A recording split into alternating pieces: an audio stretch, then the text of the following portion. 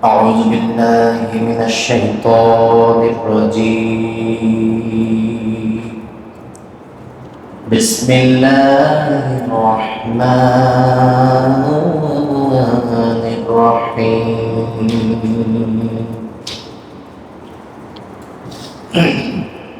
ولله على الناس حج البيت من استطاع إليه سبيلا ومن كفر فإن الله غني عن العالمين وقال تعالى إن الله وملائكته يصلون على النبي يا أيها الذين آمنوا صلوا عليه وسلموا تسليما اللهم صل على سيدنا مولانا محمد وعلى آل سيدنا حبيبنا محمد اللهم صل على سيدنا مولانا محمد وعلى آل سيدنا حبيبنا محمد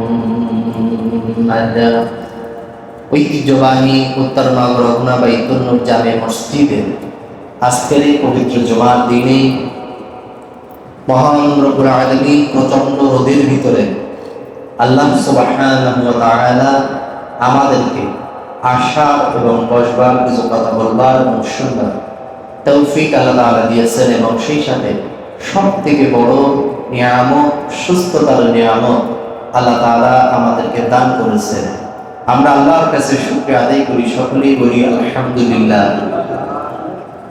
শুকরিয়া আদায় করলে কি গুনাহ হবে না? তো আমরা আওয়াজ দিয়ে শুকরিয়া আদায় করি, বলি আলহামদুলিল্লাহ।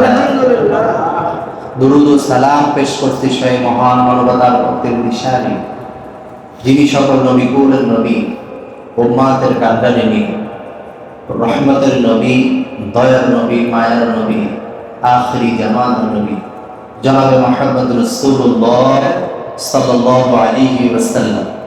সম্মানিত মুসলিমবৃন্দ, আমরা যারা এখানে উপস্থিত রয়েছি আমরা সকলেই মুসলমান, ঠিক কিনা? আমরা সকলেই কি মুসলমান? এই মুসলমানটা কি জন্মসূত্রে হতে হবে না মানার সূত্রে মুসলমান হতে হবে?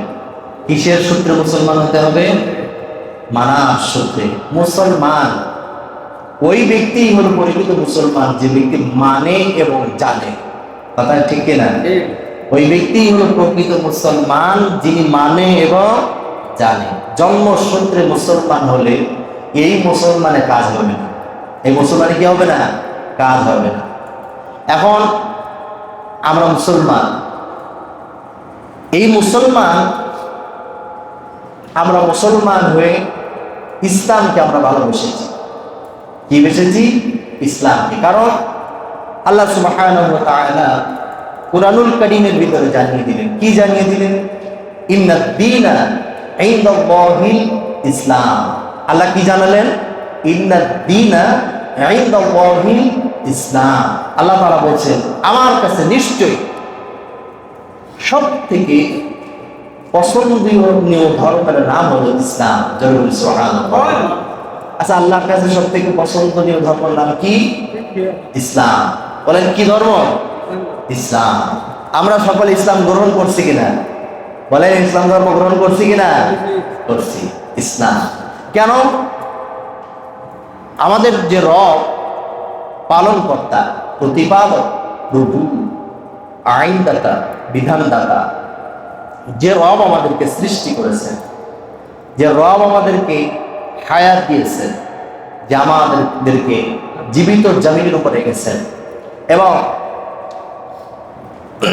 আমাদের জন্য অসংখ্য অগণিত সৃষ্টিকুল আল্লাহ তাআলা সৃষ্টি করে রেখেছেন, ঠিক না? তাহলে ওই রব যখন বলছে আমার একটা পছন্দনীয় বিষয় আছে, পছন্দনীয় একটা খাদ্য আছে, পছন্দনীয় একটা ইবাদত আছে, আচ্ছা বলেন আল্লাহর যে পছন্দনীয় দিনটা আছে, আল্লাহর যে বিষয়টা আছে, আল্লাহর যেটা পছন্দনীয় ধর্ম আছে, আল্লাহর পছন্দনীয় একটা খাদ্য আছে, এখন আল্লাহ তাআলা যদি বলেন আমার এই জিনিসটা পছন্দনীয়, এখন আপনারা এটাকে কম করবেন না বেশি করবেন? কি করবেন? বেশি করবেন। কারণ যদি কোনো ব্যক্তি স্ত্রী বলে আমার একটু পেঁয়াজ উঠাতে ভালো লাগে, আপনি কিন্তু যখন বাজার থেকে আসবেন, দোকান থেকে আসবেন, তার পছন্দ জিনিসটা কিন্তু বেশি নিয়ে আসবেন, ঠিক না? আপনার সন্তান একটা জিনিস বেশি পছন্দ করে, এই জিনিসটা খাইতে বেশি পছন্দ করে, ওই জিনিসটাই আপনি কিন্তু বাসায় বেশি বেশি নিয়ে আসবেন। যে যার পছন্দনীয় জিনিস, তার কাছে যদি পছন্দনীয় জিনিসটা যদি নিয়ে যাওয়া হয়, সে বেশি খুশি হয়। সে কি হয়? বেশি খুশি হয়। তো আল্লাহ সুবহানাহু ওয়া তাআলা বলছেন আমার কাছে সব থেকে পছন্দনীয় ধর্মের নাম হলো ইসলাম। জোরে বলুন সুবহানাল্লাহ। এখন আপনারা ইসলাম ধরবেন না ছাড়বেন? আল্লাহ বলছেন পছন্দনীয় ধর্মের নাম হলো ইসলাম, আমার পছন্দনীয় ধর্ম। এখন এই ইসলাম ছাড়বেন না ধরবেন? বোঝেন না আমার কথা? তাহলে আমরা ধরব। এখন এই ইসলাম মানতে হলে, ইসলামের ভিতরে পরিপূর্ণ আসতে হলে, ইসলাম 5টি খুঁটির উপরে খাড়া হয়েছে। কয়টি খুঁটির উপরে বললাম? 5টি খুঁটির উপরে। মনে করেন আজকে বোঝানোর জন্য বলছি, ইসলাম একটা তাবু, ত্রিফলা। এই ত্রিফলাটা একটা তাবু টানানোর জন্য আপনারা যেমন খুঁটি পুঁতে দেন, খুঁটি ছাড়া একটা তাবু রাখা সম্ভব নয়, প্লার ছাড়া যেমন একটা ছাদ রাখা সম্ভব নয়, এরকম ভাবে ইসলামকে খাড়া করে রাখার জন্য, উঁচু করে রাখার জন্য, জিন্দা করে রাখার জন্য আল্লাহ তাআলা 5টি খুঁটি দিয়েছেন। কয়টা খুঁটি? 5টি খুঁটি। এখন এই স্তম্ভ, এই ইসলামকে খাড়া করে রাখার জন্য 5টি যখন খুঁটি দিল, এক কোণার থেকে যদি একটা খুঁটি যদি উঠায় নেওয়া হয়, আর একটা খুঁটি মনে করে নাও দেওয়া হয়, 4টা খুঁটির উপরে এক কোণা ঝুলে যাবে না? যাবে কিনা? নিচু হয়ে যাবে, অর্থাৎ ওখানে একটা খুঁটি দিতেই হবে। তাহলে এখন আলোচনা আসি। আলোচনাটা হলো ইসলাম 5টি খুঁটির উপরে আল্লাহ তাআলা খাড়া করে রেখেছে। এখন সেই 5টি খুঁটি হলো কি? কালেমা, নামাজ, রোজা, হজ, যাকাত। তাহলে কি বললাম? কালেমা, নামাজ, রোজা, হজ, যাকাত, 5টি স্তম্ভ। এই হলো 5টি স্তম্ভ। এখন আপনি এর ভিতর থেকে যদি যে কোনো একটা বাদ দিয়ে দেন, আপনি ইসলামের ভিতরে থাকবেন? এই 5টি স্তম্ভ হলো আল্লাহ তাআলা ফরজ করেছেন। মানা কি করেছেন? ফরজ। ওয়াজিব, সুন্নাত, নফল না মুস্তাহাব? কি এটা? বলেন কি এটা? তার বেটা কথা বলে না, বলেন কি এটা? ফরজ। জানো কোনো বিষয় না, আল্লাহর হুকুম যেটা সেটাই হলো ফরজ। আর রাসূলুল্লাহ সাল্লাল্লাহু আলাইহি ওয়াসাল্লামের জবানের বাণী হলো সুন্নাত। তাহলে ফরজের থেকে সুন্নাতের গুরুত্ব কম না বেশি? বেশি। ফরজের গুরুত্ব কি? বেশি।